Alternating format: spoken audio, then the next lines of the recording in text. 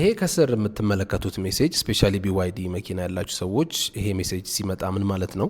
ሰርቪስ ሪማይንደር ኦር ሜንቴን የምናደርግበትን ጊዜ የሚያስታውስ ሲሆን ይህንንም ቀን ራሳችን የምንሞላውና በሁለት አይነት መልኩ ኖቲፋይ የሚያደርገን ይሆናል። የመጀመሪያው በቀን 80 ቀን 60 ቀን 180 ቀን እያልን ሴት የምናደርገው ሲሆን ሁለተኛው ደግሞ በኪሎ ሜትር ነው 2000 3000 5000 15000 ብለን የምንሞላው ኖቲፋይ ማድረጊያ ሲስተም ሲሆን ይሄም ኖቲፊኬሽን ሲመጣ ምንም መደናገጥ አያስፈልገውም።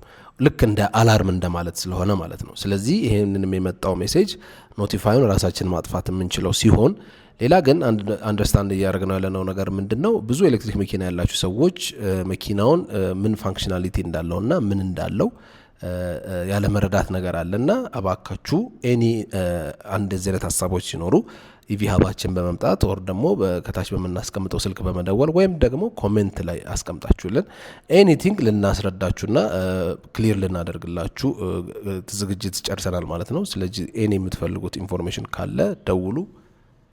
ይመቻችሁ።